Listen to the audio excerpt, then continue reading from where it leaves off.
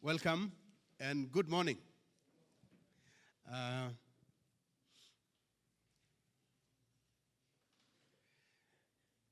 name is JP, Maiywa-Masai, and I will be taking you through two classes. One is the one coming right now, and the other one in the afternoon.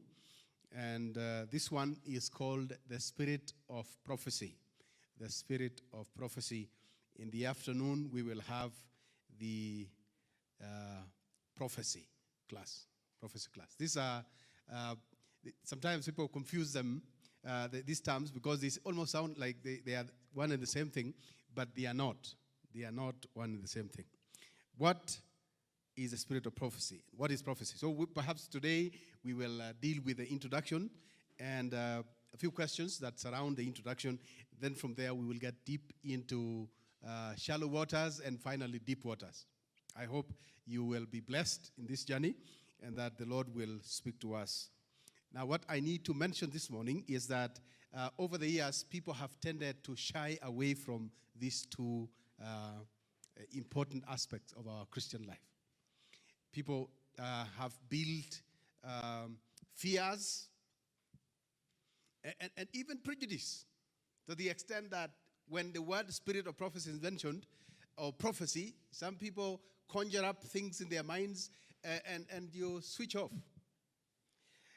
Perhaps partly because we have made prophecy to be showing pictures of crazy-looking animals, crazy-looking animals and so forth. And then Spirit of Prophecy, we have made it to, or narrowed it down to the person of Ellen White. And as such, people have tended to shy away or not even want to refer or dig out. Excuse me. To dig out, to find out what this is all about. So this morning, I want to begin by, I said we begin with shallow waters, introduction. What is the Spirit of Prophecy? What is the Spirit of Prophecy? In other words, we begin with the what, then we will go to why, then finally, for this morning, we finish with how. What, why, and how. So what is it? What is the Spirit of Prophecy? Quickly, come with me to the book of Revelation, chapter number 12. Revelation, the last book of the Bible. Those online, I do not have graphics, so you will have to write down. I know you could be following and busy doing other things, but we are not able to use graphics, but you please follow us and write down as we go along. Revelation chapter number 12 is a very interesting chapter of the Bible. We will be talking about prophecy in much detail in the afternoon, but I want you to understand that there's a connection between the Spirit of Prophecy and prophecy. Not merely linguistically because of the word prophecy, but even what really happens. One seems to be a subset of the other. And they interlock in some points or somewhere along the line. So chapter 12 of Revelation is a very key chapter in understanding what the Spirit of Prophecy is about. And chapter 19. I'll read these two, and then we'll be able to move on to the next question as to why Spirit of Prophecy. Chapter 12 and verse, I want to catch it from verse number 7. Verse number 7. If you are able to project this for me, I'll be glad for the online followers. Chapter number 12 of Revelation and verse number 7 says, "And the war broke out in heaven." What? War in heaven? Now, and some Bibles just put people off. You mean heaven, where God stays, there was war? When you read this to children, they build all manner of, they conjure up all manner of, where God lives, there was war? God was fighting, or who was fighting? Now, this is important because sometimes we think that when we see problems in a place or a house of God like church, we find problems, people fighting, you imagine that this is the craziest thing that has ever happened. Let me tell you, there was worse. Worse happened before. There was war in heaven, the Bible says. War in heaven. The very presence of God, the house of God. In Kikuyu, I hope I'm putting it in. You know where the chief lives. God is the chief of the universe. And there was war in his house. Now let's read on. Let's read on. Perhaps you have read it with mixed feelings, but I want you to read it with open eyes this time. Now, verse number 7 again. And there was war broke out in heaven. Michael and his angels fought with the dragon. And the dragon and his angels fought. So who are the antagonists and protagonists? Michael on one hand with angels, his angels, and on the other, who? Someone described as the dragon. A description. Now, this sometimes causes confusion. Like I said, when you talk about beasts and animals, we tend to get lost in prophecy. But the Bible explains itself. Now, verse number 8 says, but they did not prevail. Who did not prevail? The dragon and his angels did not succeed. They couldn't succeed. Although that unthinkable thing happens in the presence, in the house of God, right in heaven, not on earth, in heaven, there was an obvious result. They did not succeed. They did not succeed. And then verse number 9 says, so the great dragon was cast out, that serpent of old. Now the dragon is now described further as the serpent of old. So this fellow who was fighting, or the group that was fighting with Michael is led by the dragon. Is also described as the old serpent. The old serpent, the Bible further says, called the devil and Satan. Now, you see, we read in English and we think that's it. You see, the name devil has been translated from a Greek word diabolos. Diabolos. And diabolos is diabolic. Diabolic is a wicked person. Yeah, he's called the wicked. And it is also called Satanas. Satanas in Greek. And Satanas means the accuser. So this isn't his name per se. He's described as dragon. He's described as the serpent, old serpent. And he's also described as diabolos or devil or Satan. Satanas or Satan. You know, transliteration. Satanas. So the accuser. And why is the name not given, the exact name? Why is the exact name not given of this fellow? I'll take a drift a little and then explain that. But let's read on. Let's read on. Verse number 9. Finish verse number 9. Who deceives the whole world? Now I want you to underline this because this is a big description. He's also called the deceiver. The deceiver. Please underline it. Why am I saying that? You see, when we talk about Satan, people conjure up all manner of funny-looking pictures. You know, a fellow with a tail and a horn, some two horns, breathing fire and looking red. And sometimes what? Come on, help me out. With a fork, three-forked spear, conjuring all manner of funny-looking pictures. This guy, let me tell you, we will probably look at him a little in prophecy. A little. For you to understand, we are not dealing with some conjured up picture. We're dealing with a real person. A real person with life, personality, and character. He is described as the dragon. He is described as the old serpent. He is described as diabolos. Diabolos is the wicked one. And also described as what? Satanas, the accuser. And an additional one. The Bible further calls him the one who deceives the whole world. The word used for deceived in Greek is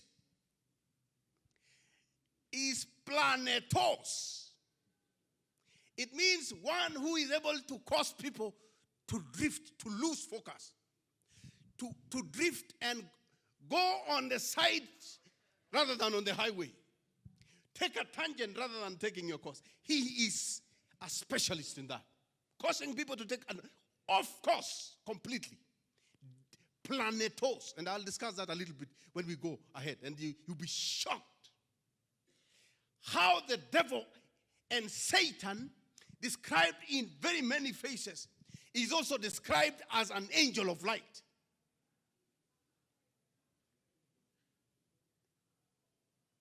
We are not dealing with a small guy. We're talking about war in heaven. And imagine for a minute, if there could be war in heaven, what kind of a person would dare? Would dare? Now, let me bring it down. I use the Kikuyu analogy just to try and make us understand. But imagine State House, right here on Upper Hill. There being war in the corridors of State House. Think of who on earth, called Kenya, would dare. With CCTVs all over. Who would dare? Whether you want to exchange words or use physical fists. Who? That must be a real guy. A real guy. No wonder we have the word daredevil kind of fellow. Daredevil. So that's the kind of fellow we're talking about. And we'll talk about him more. But I want you to underline that word. He's the deceiver of the whole world. Now, who is the whole world? Help me out. Who is the whole world?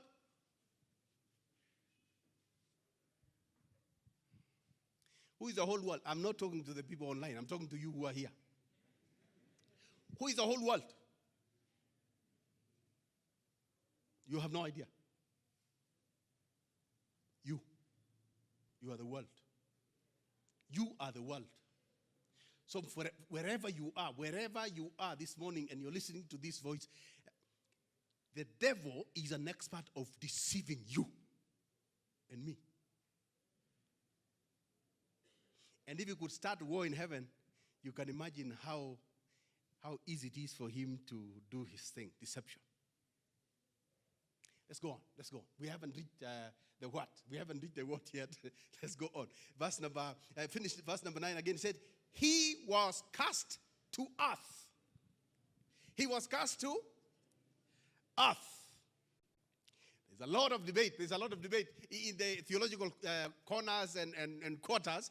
And some say, he was chased and he went somewhere else first. He went to other places and then he was rejected. And though finally he came to earth. Do you hear that in the verse? Do you hear that? Those are stories. God cast the devil from where? From heaven to where? Straight line. There is no curve. No detour. No detour. There is no at the Kawangware route 44 and then come to town. Straight to earth. Straight to earth. Let me shock you this morning as we do introduction. There are only two places the Bible has declared. Two places where people can stay. Heaven and earth. Period. Better shake your head because I'm sure you didn't hear me properly. There's been talk that we can go live somewhere else other than earth. You've been hearing those rumors. Huh? That people are preparing to pay money to go and live somewhere else. They are called pipe dreams or sci-fi, science fiction. Heaven and earth. So this fellow is thrown down to earth, and let's go on. Verse number 11, verse number 10. Then, the revelator says, then I heard a loud voice saying in heaven. Where? A voice in heaven. Now, salvation and strength and the kingdom of our God and the power of his Christ have come. For the accuser of our brethren. John uses, or the voice chooses to use the description, the accuser of the brethren. Which name is that? Accuser of the brethren? Satanas. Or Satan. Or Shaitani. Or Satan. Do you have a problem with the various versions? No, let me help you out. It's called transliteration. Transliteration. Now let me give an example. This is a small table. Small table. Because we didn't have something like this in Africa. So we call it a small table. But when we were told, what is a table? We say, we don't understand. But we hear the Swahili people say, mesa. So how do you say it in Kalenjin? Meset. Meset. And in Kikuyu, you say emeta. Kegusi? Emesa. Jaluo? Mesa.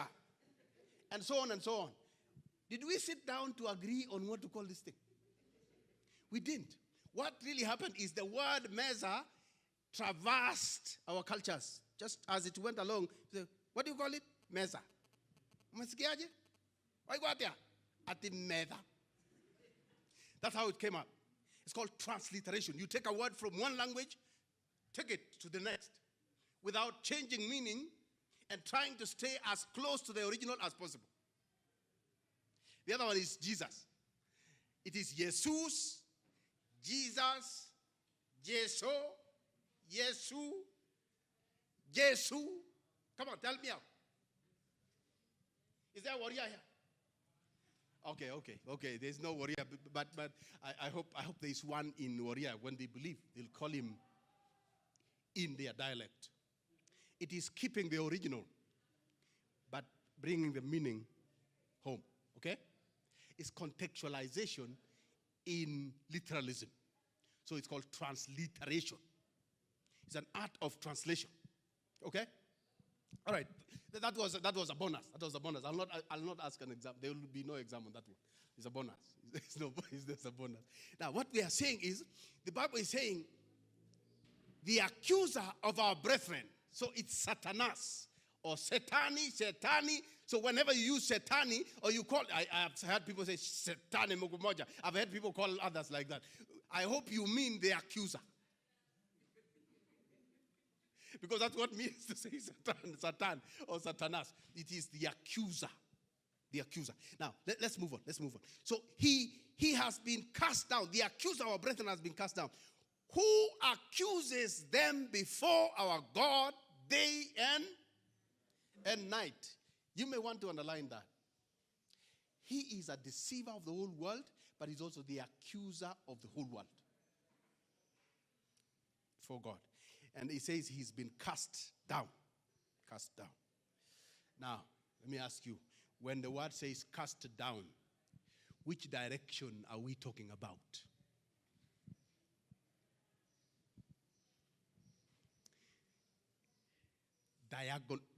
What do you call it? We're talking of dimensions. Which direction are we talking about? Or which lattice? Which lattice are we talking about?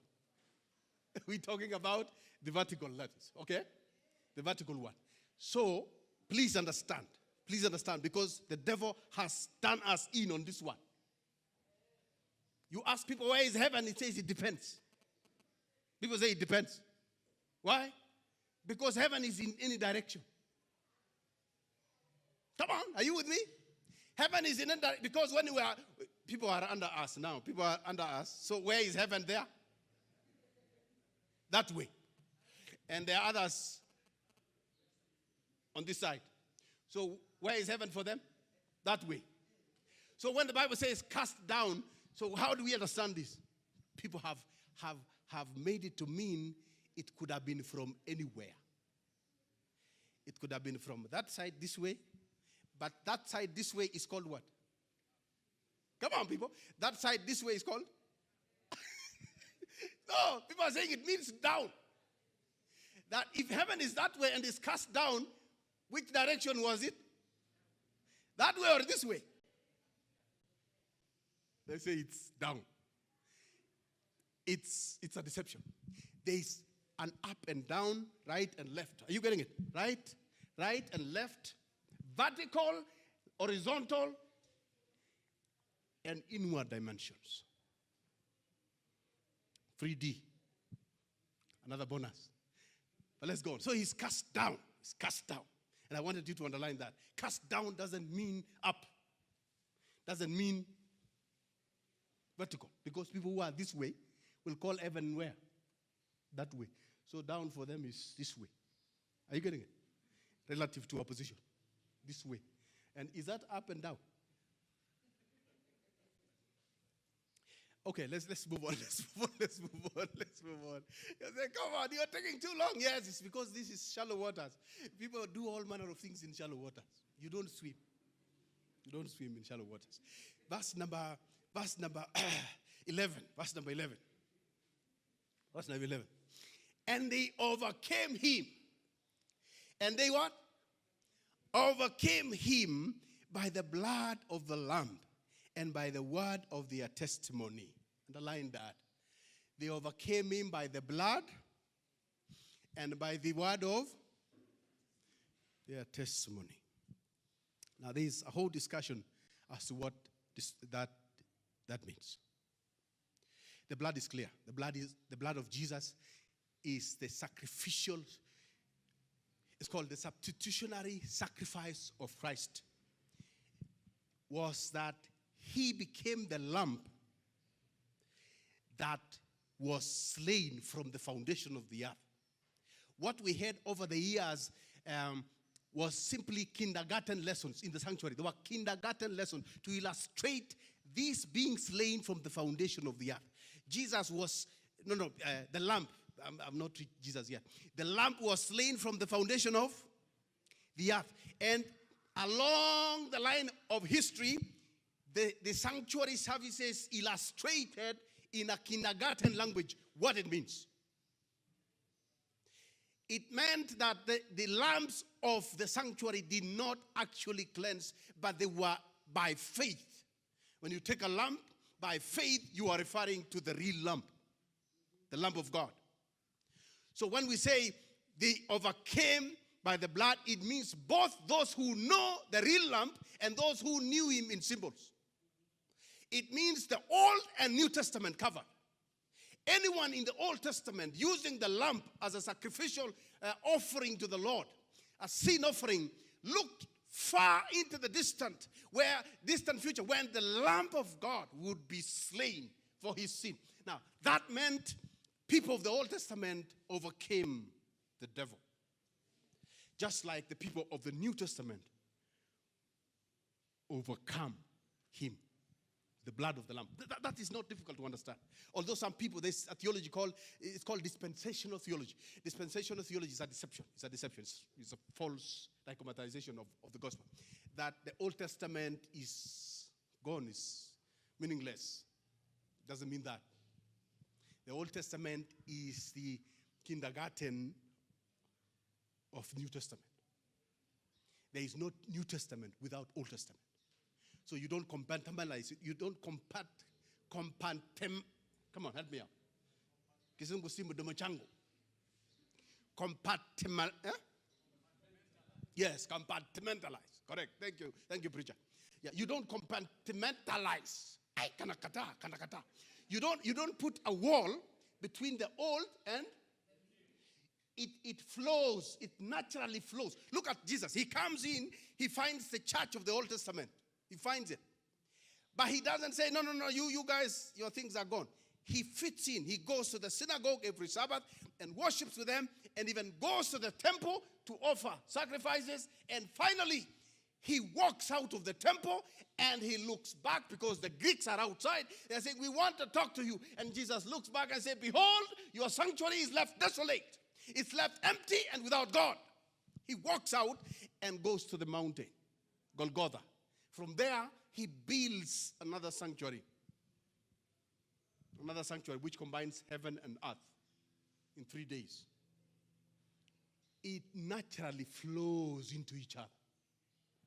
Don't be deceived that there is a dispensation of the law and dispensation of grace. Those are stories. They flow into each other. And the Bible is clear here that they overcame him with the blood of the Lamb. The blood of the Lamb is not in the Old Testament alone or New Testament alone. It's both. The old as kindergarten and the new as the real school when Christ was killed or slain for us.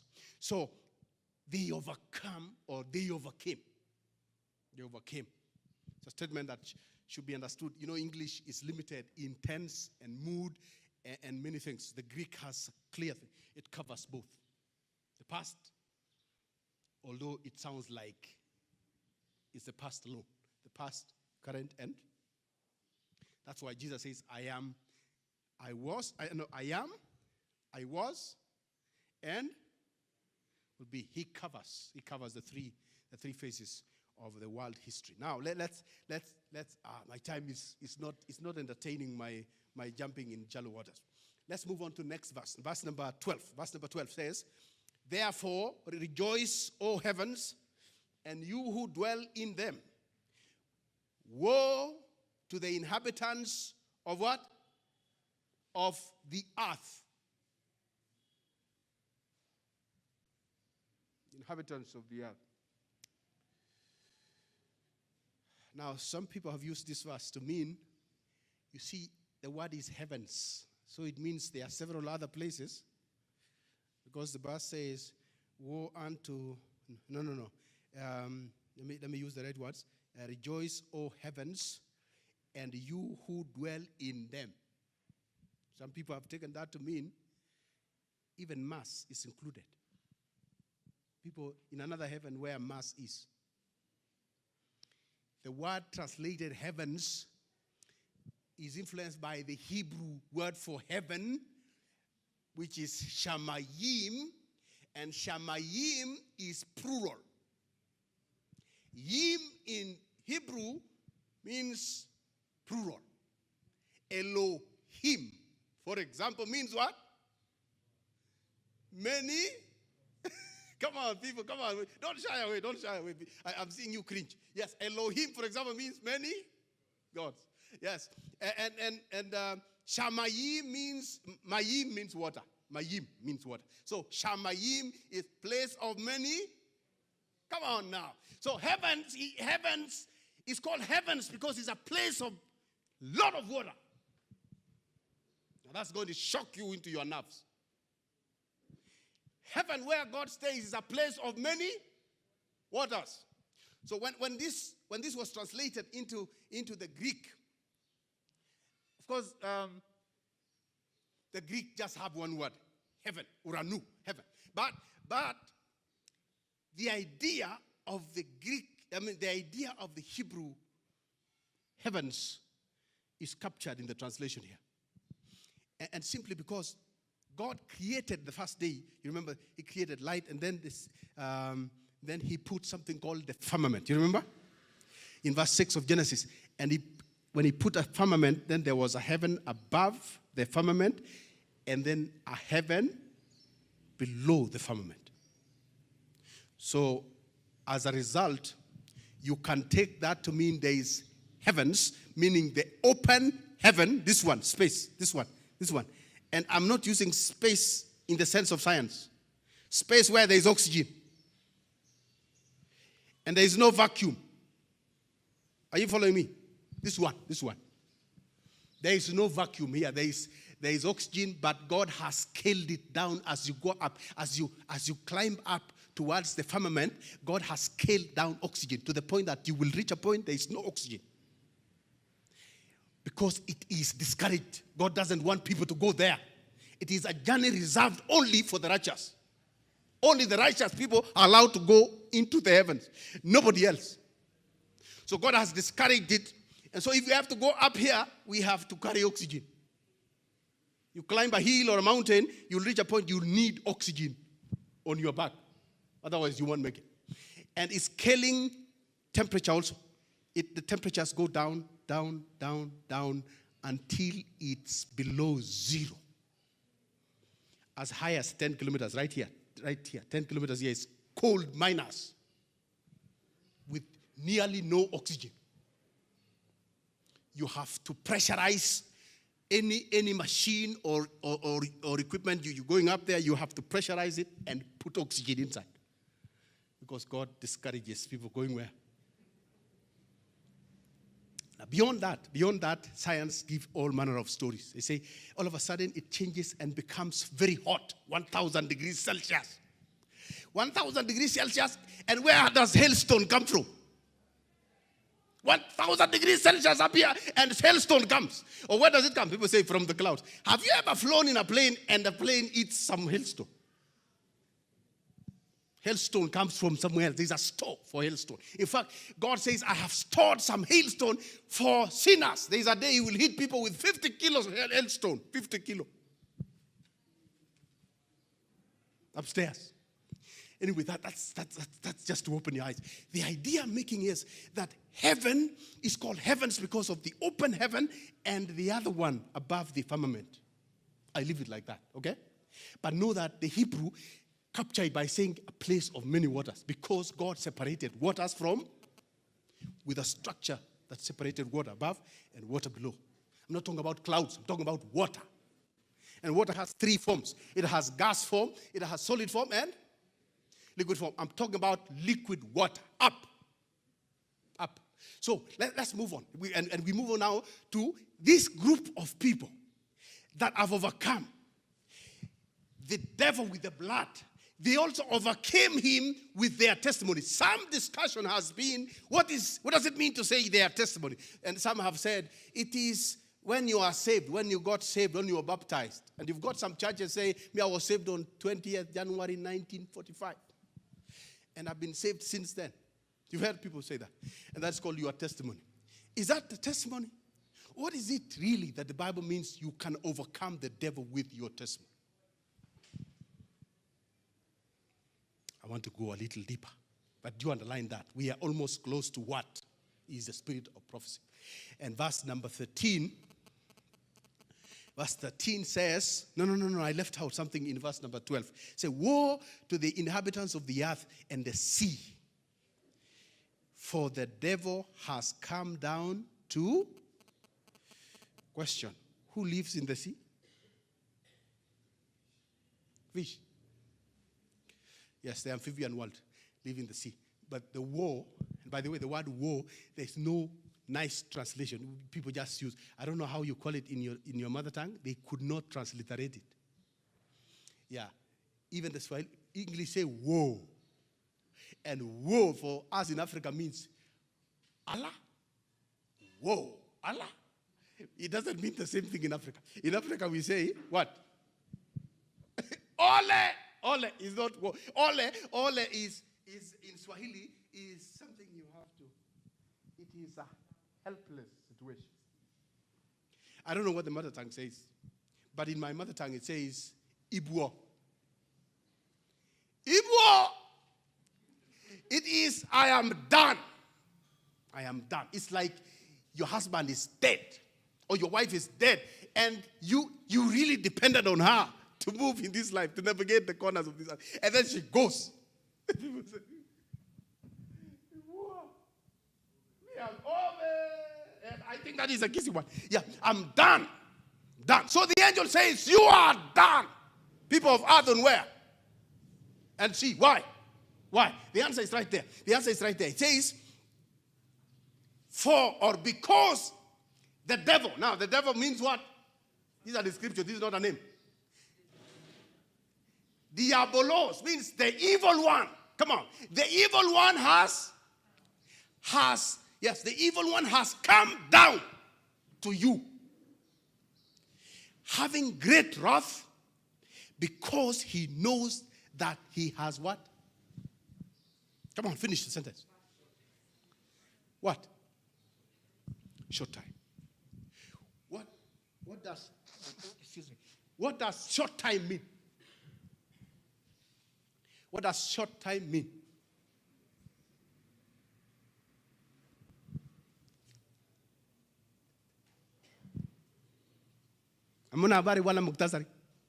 So when the referee says,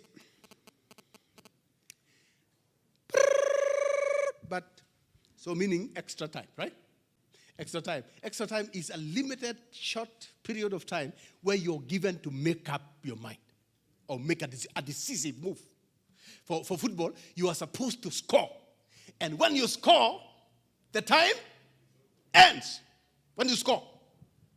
So this one means that he has a short time. It means that when God will see the devil score, he will have to end this world.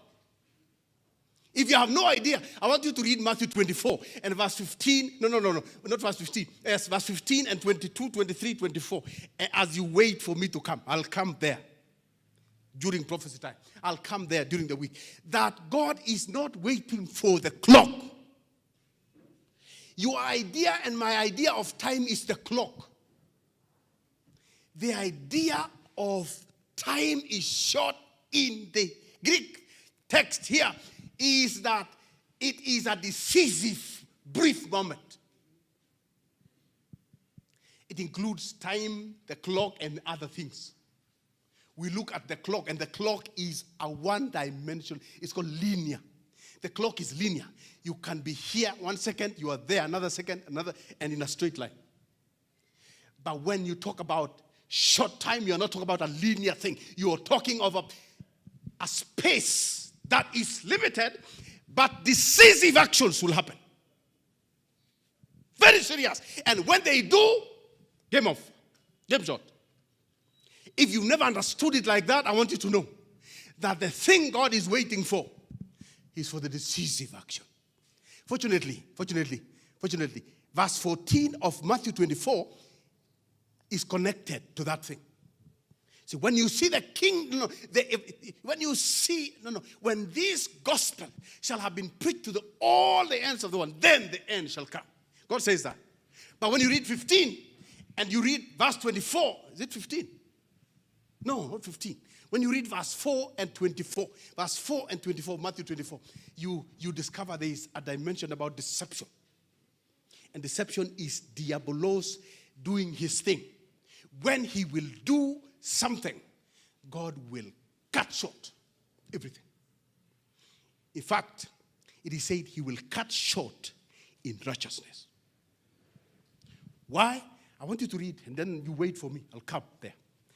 Just read those verses I've given. Verse 4, 24, verse 4, and verse number 22, 23, 24. And wait for me there. And meanwhile, read verse 14, which says, when the gospel shall be preached in all the world, then the world. The idea there, the idea created in verse 14, and it has been not understood over years, is that when we go everywhere preaching, you go to Kawangware, preach and go. Yeah? So you go places preaching everywhere. After you finish, and I remember my friend, Pastor, we come from the same town, by the way. But your pastor is from my village, my town. Even this other one, the new one is from my village. So when we were young people together. He used to have a group that had my wife, him. My wife was in the group of pastor. They used to sing as youth, and they would preach in crusades. One time, pastor, they go to a place called Maiywa-Masai. Maiywa-Masai is somewhere into the forest towards Masai land. And they preach in a center. My wife was present. She told me the story. So don't ask, how did you know? My wife was there. Pastor was preaching. And he preached. He was powerful from when he was a young man. Don't think he's Maiywa-Masai. In fact, I told him, go to school, be a pastor. Wacha kusunguka hapa kama mke wa Lutu. Go to school. I told him that. So he preached in a Maasai town. And Maasais were standing afar off. They didn't come to the crusade. They were standing the Maasai style. You know the Maasai style. Pastor called, and he made a call, and for almost 30 minutes, no Maasai moved, not one. And pastor left a curse. He said, I curse this town because you have refused to believe. I hope he still remembers. My wife says she was shocked. Why is the preacher cursing? Because he said, we have come and we have washed our hands. We have washed our hands. Sasa shauri yenu. Is that what it means to preach to all the world? That's what we've been thinking. No wonder we've been going, according to Matthew 28, going, but now we have to talk about going again. Because there's something wrong with the first going. This second one has to do with testimony. Testimony.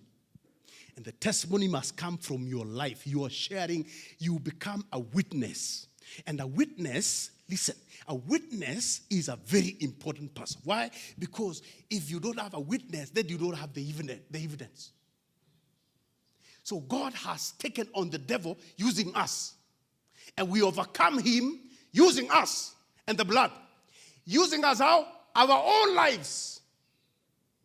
We are witnesses. We will appear before God one time.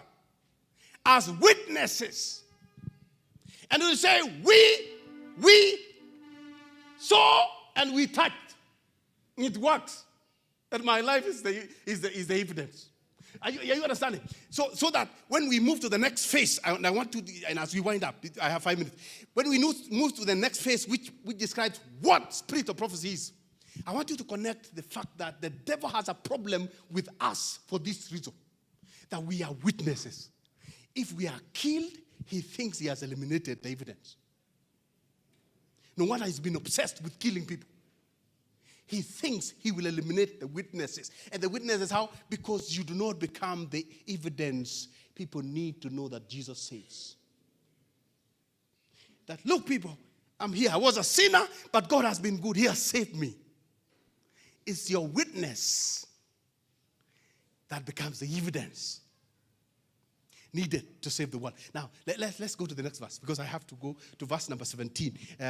Really, time, I have 4 minutes. Let's jump to verse number 17. But maybe start 14. Let's start 14, because I don't want to leave out the rest. Verse 14 says, so the serpent spewed, 14. But the woman, which is spoken of in verse 13, the woman was given 2 wings of a great eagle, that she might fly into the wilderness. Please underline that. It's important. We will discuss that in prophecy someday. Underline it. We will come to it someday. To her place, where she is nourished for a time, 2 times and a half a time from the presence of the serpent. Then verse 15, so the serpent spewed, he vomited. He vomited water out of his mouth like a flood. I want you to underline that. Underline that. He spewed water like a flood. So is it water or is it a flood? Now this is translation problems. Translation. The Greek shows that he spewed something that moved like a flood. You see the way water strips things. Yeah, he spewed after the woman. After the woman. And the woman here is a symbol for what? The church, yes. He spewed water like a flood after the woman, that he might cause her to be carried away by the flood. Now, this is translation. And in translation and interpretation are 2 things. But in translation, they try to make sense of the original. So when a flood is poured, now they ask, what is this? What does this mean? And because this is hard to explain, it's a prophetic message, they have to translate to make sense of it. He say that, we should say it is, he did that after the woman so that he might carry her away. I want you to underline carry her away. Carry her away, the Greek word used is planetos. Again, planetos, I told you, means what? To cause one to lose direction. If this was the path, you take a tangent. And all the while thinking, I'm on the course. I'm on course. That's the speciality of diabolos. He would want you to think you are right even when you are in wrong. You are moving north and you're telling yourself it's west. That's what it means to be planetos.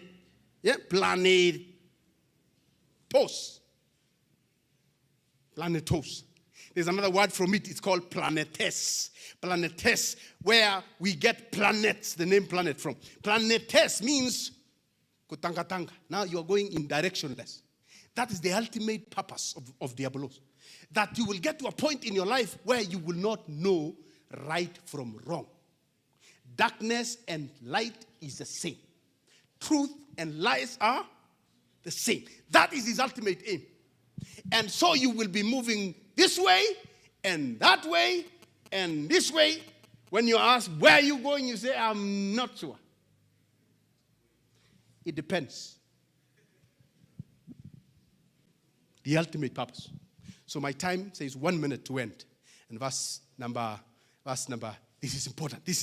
Verse 16 says, but the earth helped the woman, and the earth opened its mouth and swallowed up the flood which the dragon had spewed out of his mouth. I want to underline that whole verse, underline it. Nobody ever discusses this verse because it doesn't make sense at all. How did the earth open its mouth to swallow what the devil, diabolos, poured or spewed? Underline it. We will talk about it some other time. Up on belly. But I want you to underline it. Finally, the Bible says, and the dragon was enraged with the woman, and he went to make war with the rest of her offspring, who keep the commandments of God and have the testimony of Jesus. So what is the spirit of prophecy? I'm defining it at the end. It is 19 verse 10 says the testimony of Jesus is what? The spirit of prophecy. Time over. But 19:10, I was just on time. But 19:10 says what? Read it quickly. 19:10 says, 19 verse 10 says, and I fell at his feet to worship him. But he said to me, see that you do not do that. I am a fellow servant and of your brethren who have the testimony of. And what is it? Worship God. For the testimony of Jesus is what? Spirit of prophecy. So I stop there with having jumped a lot in the deep, shallow waters, but to come to that conclusion that the spirit of prophecy is the testimony of. Now the question is, how does the spirit of prophecy or the testimony of Jesus relate to your own testimony? How do they relate? That we have to find out. And we will do so as we move forward. But from here we go to what? Which question do we go to? Why? So God bless you.